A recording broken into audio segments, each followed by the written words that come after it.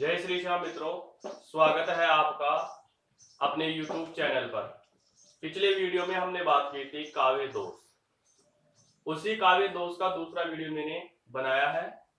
जो काव्य दोष बच गए थे उनसे आगे के जो काव्य दोष हैं वो आज हम यहाँ पर पढ़ेंगे। तो आइए, दूसरा जो टॉपिक था वो था वाक्य दोष। वाक्य में प्रयोग होने से दोष कौन कौन से हो जाते हैं और उन दोषों को बोलते क्या है। तो वाक्य दोष हम यहाँ पर पढ़ेंगे। ठीक है, वाक्य दोष। अब वाक्य दोष कहते किसको है, इसकी पहले परिभाषा हम यहाँ पर देख लेते हैं। जहां किसी वाक्य अथवा वाक्यांश की रचना दोषपूर्ण होती है अर्थात तो उसमें कोई ना कोई कमी रह जाती है तो वहां वाक्य दोष माना जाता है। उसके प्रमुख भेद निम्नलिखित हैं। पहला है न्यून पदत्व दोष। पहला कौन सा है? न्यून, यानी जो पद होगा वह अल्प होगा और उसमें दूसरे पद की हमें आवश्यकता होगी। तो न्यून पदत्व दोष क्या होता है वो देखिए। जहां वाक्य की रचना में किसी शब्द की, अब यहां देखिए किसकी कमी, शब्द की कमी रह जाती है, वहां न्यून पदत्व दोष होता है। यानी पद की आवश्यकता है लेकिन कवि द्वारा उस शब्द का प्रयोग नहीं किया जाता और अर्थ पूरा निकलकर नहीं आता है, इसलिए वहां पर हो जाता है न्यून पदत्व दोष। इसी से समझ में आ रहा है, न्यून का मतलब कम और पद का मतलब जो पद होना चाहिए पूरा वह पूरा पद न देकर कम पद कवि द्वारा दे दिया जाए। न्यून पदत्व का अर्थ है, इसका भी अर्थ मैंने समझाया है, पद या शब्द की कमी होना। या तो पद की कमी होगी या फिर किसी न किसी शब्द की कमी होगी। इसमें अर्थ निकालने के लिए पाठक या श्रोता, जो हम सब पढ़ने वाले हैं, को कुछ शब्द अपनी ओर से, किसकी ओर से? अपनी ओर से जोड़ने पड़ते हैं। जैसे पहला उदाहरण है, तो भी सच है धर्मराज ज्वाला नई नहीं थी अग्नि, दुर्योधन के मन में वह वर्षों से खेल रही थी। अब जो इसमें है पद क्या कम रह गया है उसका स्पष्टीकरण मैंने यहां पर दिया है। क्या? इसमें नीचे की पंक्ति में ज्वाला शब्द की कमी रह जाने से न्यून पदत्व दोष है। यानी क्या आना चाहिए था? ज्वाला। मन में ज्वाला वर्षों से खेल रही थी। ज्वाला का अर्थ यहां पर है क्रोध रूपी अग्नि। ठीक है, दूसरा उदाहरण लेते हैं। पानी पावक पवन प्रभु, ज्यो ऐसा दू त्यों साधु। इसका स्पष्टीकरण नीचे है। पानी, पावक, पवन और प्रभु साधु और असाधु के साथ समान व्यवहार करते हैं। कवि यह कहना चाहता है किंतु समान व्यवहार। ये देखिए, समान व्यवहार शब्द को यहां छोड़ दिया गया है। पानी पावक पवन प्रभु ज्यो, ज्यो का मतलब जैसे, समान व्यवहार ये शब्द यहां पर आना चाहिए। दिया गया जिसमें अर्थ में बाधा उत्पन्न होने के कारण न्यून पदत्व दोष है। तीसरा उदाहरण देखिए। लिपटी पुष्प पराग में सनी स्वेद मकरंद। अब यहां पर लिपटी हुई पुष्प रूपी पराग में, मकरंद में, शहद में वह डूबी हुई है, कौन है लेकिन नाम नहीं दिया है। यहां पर नाम आना चाहिए था कि मकरंद में कौन लिपटी हुई है। इस प्रकार से हमने न्यून पदत्व दोष के उदाहरण है वह हमने पढ़े हैं। अब जो आगे और इसके दोष हैं वाक्य दोष के, वो हम यहां पर पढ़ेंगे।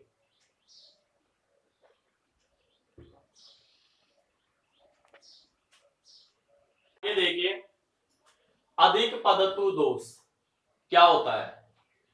जब काव्य में कवि कुछ ऐसे शब्दों का प्रयोग करता है जिनको हटा देने पर भी काव्यार्थ, काव्यार्थ का अर्थ हो जाएगा यहां पर काव्य धन अर्थ, काव्य में प्रयुक्त होने वाले शब्दों का अर्थ निकलता है।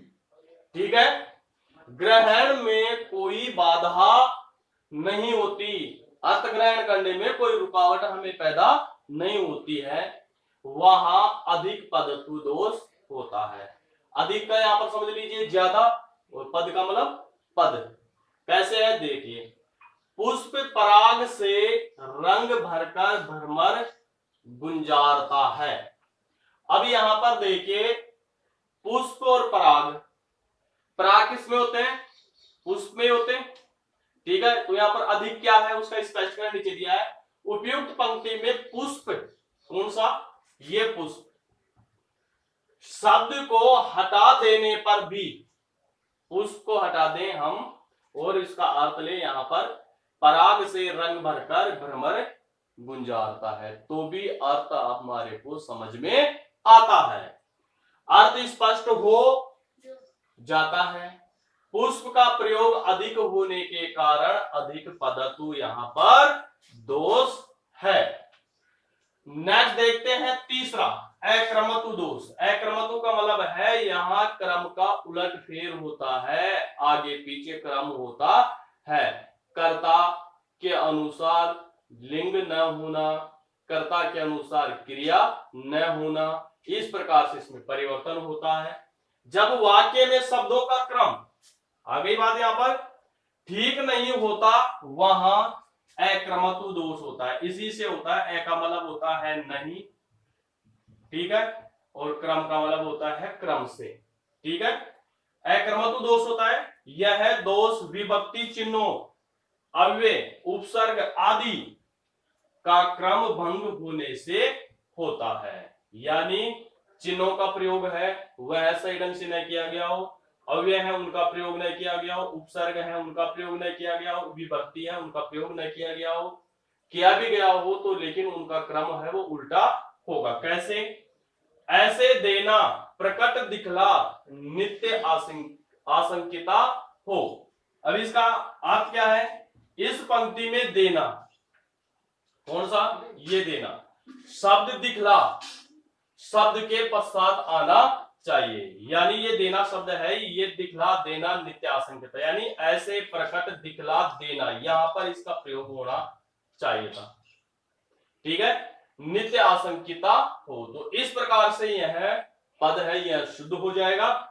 दूसरा उदाहरण देखिए, विश्व में लीला निरंतर कर रहे मानवी। अब यहां पर इसमें क्या है? क्रम कहां है? यहां मानवी लीला, यानी ये शब्द है ये करता है, ये यहां पर आना चाहिए था, मानवी लीला। मानवी लीला शब्द प्रयुक्त होना चाहिए था, इसलिए यहां पर क्या है? अक्रमतु दोष है।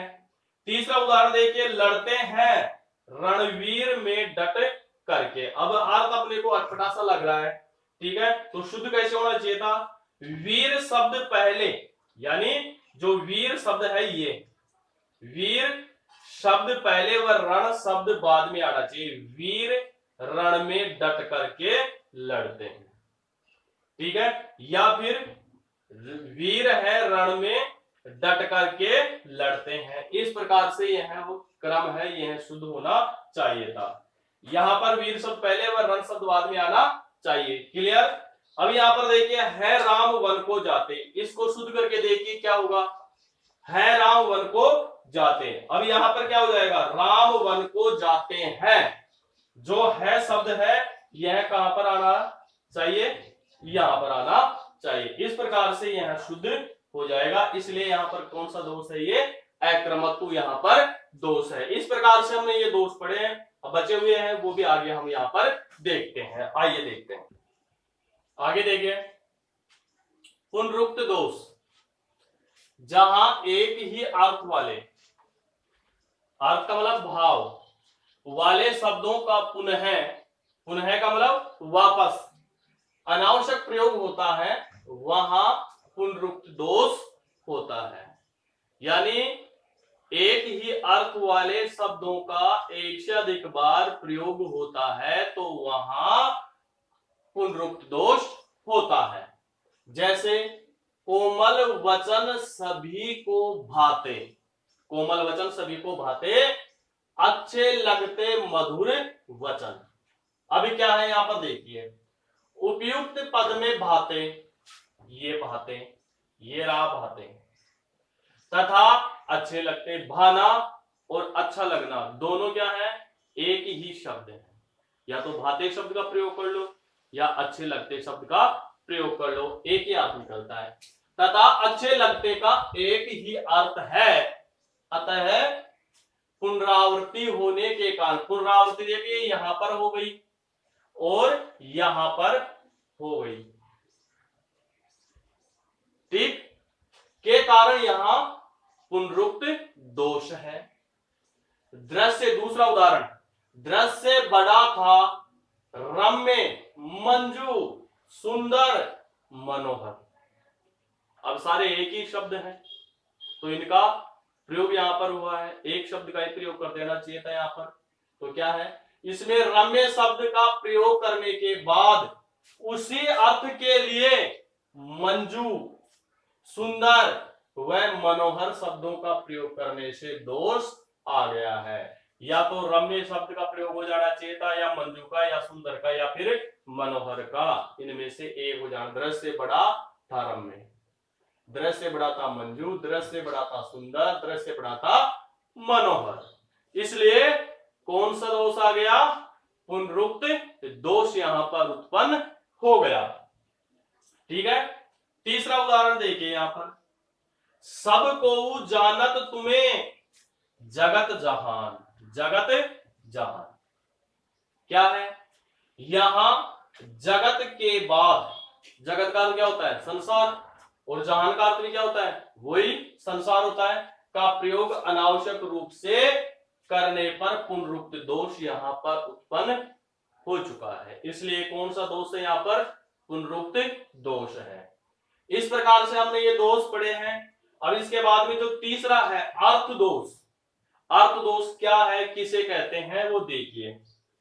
जब काव्य का अर्थ ग्रहण करने में बाधा हो तो वहां अर्थ दोष होता है।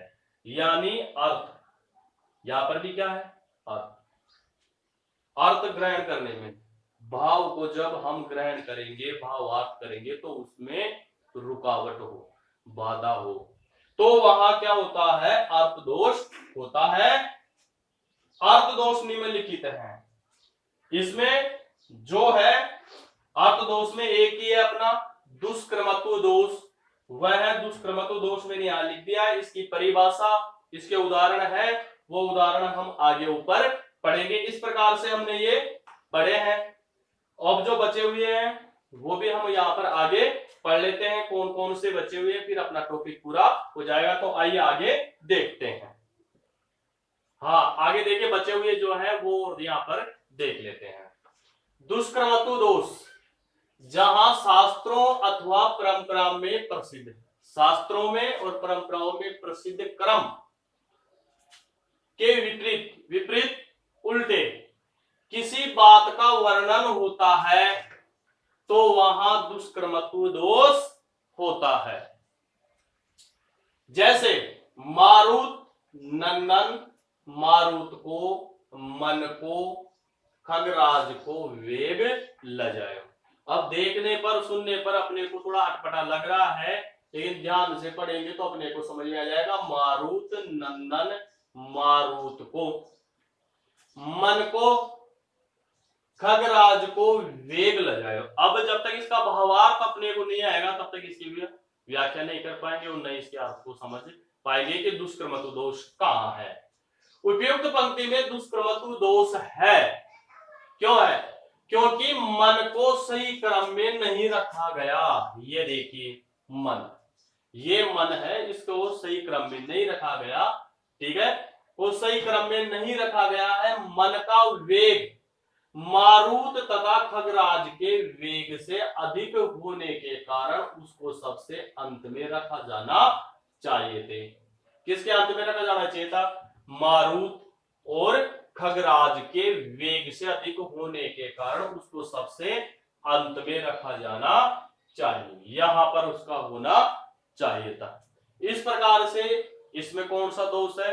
दुष्कर्मत्व दोष है। इसमें समझ में नहीं आया तो आगे उदाहरण है उसमें हम देखते हैं। कमल चंद्रमा का उदय होने पर खिल उठा। अब यहां पर देखिए कमल चंद्रमा, कमल है वो चंद्रमा थोड़ी बनेगा। उपमेय और उपमान हो गए तो एक रूपता हो गई, ठीक है। तो उपमेय और उपमान में एक रूपता होती है, वहां पर क्या होता है? रूपक अलंकार होता है, ठीक है। तो यहां पर इसका क्रम क्या होना चाहिए था? देखिए यहां कमल से पहले चंद्रमा आना चाहिए था, यानी यह आना चाहिए था चंद्रमा का उदय होने पर कमल खिल उठा। चंद्रमा का उदय होने पर कमल है जो क्या हो चुका? खिल उठा। इसलिए यहां पर कौन सा है? दुष्कर्मत्व दोष है, ठीक है।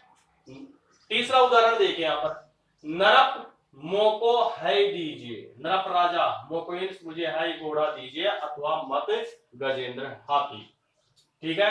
अब यहां पर क्या है? देखिए यहां पर पहले यहां पर घोड़ा मांग रहा है और बाद में हाथी। तो पहले मांगना क्या चाहिए? हाथी बड़ा है, ठीक है। और बाद में क्या मांगना चाहिए? यहां पर घोड़ा। यहां घोड़े से पहले हाथी को मांगने का कर्म होना चाहिए था, इसलिए यहां पर कौन सा दोष है? दुष्कर्मत्व दोष यहां पर है। चौथा जो अपना है रस दोष, ये रस दोष है, ये अपने पाठ्यक्रम में नहीं चलता है। जो यह श्रृंगार रस और करुण रस में यह पाया जाता है, इसलिए हमारे जो पाठ्य पुस्तक में जो काव्य दोष दे रखे हैं वो काव्य दोष ही हमने पढ़े हैं और उन्हीं को हम आगे अध्ययन के तौर पर उनको देखेंगे, क्योंकि बोर्ड परीक्षाओं में उनसे ही संबंधित प्रश्न पूछे जाएंगे। काव्य के गुण और काव्य के दोष दोनों है वह एक एक नंबर के होते हैं। एक एक नंबर। काव्य गुण किसे कहते हैं? ओज गुण किसे कहते हैं? माधुर्य गुण किसे कहते हैं? प्रसाद गुण किसे कहते हैं? उसको समझाइए, उसकी डेफिनेशन क्या है, उदाहरण क्या है। इस प्रकार का प्रश्न है वो बोर्ड परीक्षा में जरूर पूछा जाता है। इसी प्रकार काव्य जो दोष है उस काव्य दोष से संबंधित जो प्रश्न होते हैं उनसे भी यही प्रश्न पूछा जाता है। कोई भी एक दोष दे दिया जाता है और उसमें आपको उदाहरण स्वरूप उसकी परिभाषा देनी होती है, या फिर आपके सामने वहां पर किसी दोष का नाम दे दिया जाता है, जैसे दुष्कर्मत्व दोष को समझाइए। अब दुष्कर्मत्व दोष को समझाने की बात जहां पर आ जाती है तो वहां पर हमारे को क्या करना चाहिए? उसकी परिभाषा और उसका उदाहरण हमारे को क्या होना चाहिए? याद होना चाहिए। इस प्रकार से आज जो हमने इस वीडियो में काव्य दोष है उन काव्य दोषों को हमने यहाँ पर पढ़ा है। अगर वीडियो आपको अच्छा लगे तो लाइक करें, और कोई कमी रह गई है, कोई उदाहरण अगर आपको याद है तो मुझे कमेंट बॉक्स में कमेंट करके जरूर बताएं। जय श्री श्याम मित्रों।